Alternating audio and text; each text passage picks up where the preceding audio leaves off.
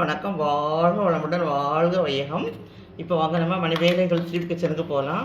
இன்றைக்கி நம்ம என்ன பண்ண போகிறோன்னா, நல்ல வெத்தாக தேங்காய் தோசையும் சாதா தோசையும் அதுக்கு ஏற்ற மாதிரி ஒரு சின்ன வெங்காயம் பச்சை வெங்காயமாக போட்டு அரைச்சா ஒரு துவையல் சட்னின்னு சொல்லலாம். இந்த மாதிரி நீங்கள் செய்து பாருங்கள். இது வந்து ரொம்ப உடம்புக்கு ஆரோக்கியம், மருத்துவ குணம் உள்ளது.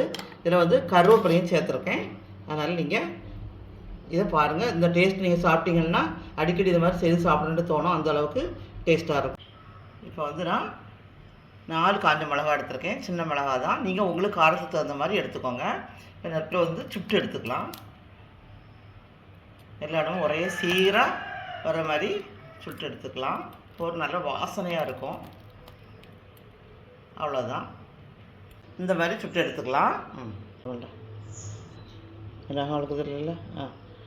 இந்த மாதிரி ஒரு 10 மீடியம் சைஸ் வெங்காயம் நான் எடுத்திருக்கேன். புளி இந்த அளவு எடுத்திருக்கேன். நீங்கள் உங்களுக்கு தேவையான அளவு போட்டுக்கோங்க. ஆனால் எல்லாமே கரெக்டாக இருக்கணும், அப்போ தான் டேஸ்ட்டாக இருக்கும். இதை நம்ம நனைச்சி எடுத்துக்கலாம். இப்போ காஞ்ச மிளகாவும் இந்த உப்பையும் போட்டு குறைன்னு அடித்து எடுத்துக்கலாம். குறைன்னு அடித்தாச்சு. இப்போ தேங்காய் போட்டுக்கலாம். 4 ஸ்பூன் போட்டிருக்கேன். இப்போ எல்லாமே சேர்த்து போட்டுடலாம். புளி, வெங்காயம், 2 பல்லு பூண்டு, இந்த ஜீரகம். இந்த வெங்காயம் உங்களுக்கு தெரியும், பச்சையாக சாப்பிட்றது ரொம்ப ரொம்ப நல்லது. தினமும் கொஞ்சம் சாப்பிடலாம். நீங்கள் பச்சையாக சாப்பிட பிடிக்காதவங்க இந்த மாதிரி அடிக்கடி செய்து சாப்பிட்டுக்கலாம். இதில் 2 கொத்து கருவேப்பிலை போட்டுக்கலாம். இது மருத்துவ குணமாக இருக்கும், உங்களுக்கு டேஸ்ட்டாகவும் இருக்கும். இது ரொம்ப கலர்லாம் ரொம்ப வராது, கொஞ்சம் இந்த மாதிரி குறைன்னு தான் இருக்கணும். இந்த துவையலுக்கு கொஞ்சம் தோசை கொஞ்சம் குண்டாக தான் இருக்கணும்.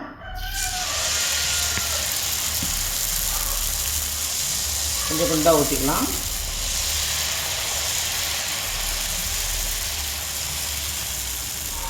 தோசை மாவு அரைக்கிற பதம் நான் போட்டு விட்டுருக்கேன் வீடியோவில் பாருங்கள். இப்போ இதை கொஞ்சம் மூடி போட்டிங்கன்னா இன்னும் சாஃப்டாக தெரியும். சோடா மாவெல்லாம் போடுறதில்ல. அந்த உளுந்து ரொம்ப நைஸாக அரைச்சி எடுத்துக்கணும். ஜவ்வரிசியும் போட்டிருப்பேன். கொஞ்சம் சிவப்பாக வந்துருக்குது. நான் வெந்தயம் போட்டேங்க. கொஞ்சம் நிறையவே நான் வெந்தயம் போட்டிருக்கேன். வெந்தயம் போடும்போது நம்ம உடம்புல உள்ள கேஸு எந்த பிரச்சனை இருந்தாலும் தோசை சாப்பிடும்போது சிலர் எது கழிச்சுட்டு வருதுன்னு சொல்லுவாங்க. அந்த மாதிரிலாம் எதுவும் இருக்காது. அதனால் நீங்கள் கண்டிப்பாக வெந்தயம் சேர்த்து செய்யுங்க. அப்போ தான் தோசை வாசனையாக இருக்குது, வாசனையாகவும் இருக்கும். இந்த மாதிரி நீங்கள் பண்ணுங்கள். இப்படி மூடி வச்சுட்டு இப்படி எடுக்கும்போது சாப்பிட்டு அதிகமாக கிடைக்கும். பாருங்கள். இப்போ வெந்தாச்சு, எடுத்துக்கலாம்.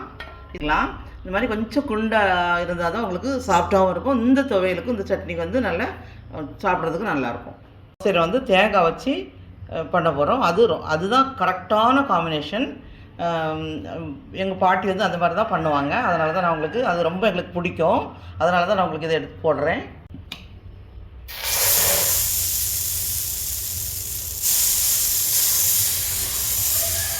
அது குண்டை அப்படி ஊற்றிட்டு தேங்காய் நிறைய வைக்கலாம். அவ்வளோ டேஸ்ட்டாக இருக்கும். பரவாயில்ல வச்சலாம் பாருங்கள்.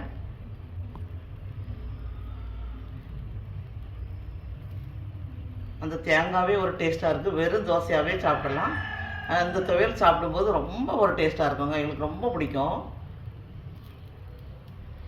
பாருங்கள். நீங்கள் இதுக்கு அளவெல்லாம் கிடையாது. உங்களுக்கு எவ்வளோ தேவையோ நீங்கள் போட்டுக்கலாம். ஃபுல்லாக அந்த இது பண்ணுற மாதிரி. இப்போ இந்த மாவு எடுத்து ஃபுல்லாக இப்படி தெளிக்கிற மாதிரி இப்படி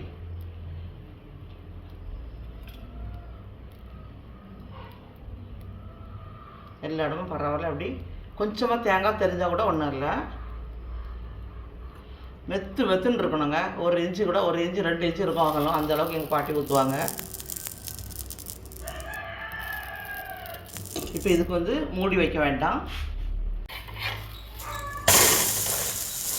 இப்படி ஒரு அழுத்து அழுத்திக்கோங்க.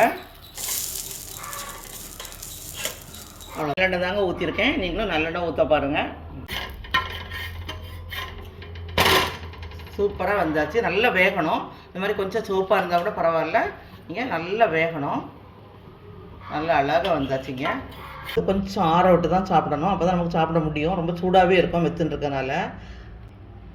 இது பாருங்கள் அப்படியே மெத்துன்னு இருக்கும்.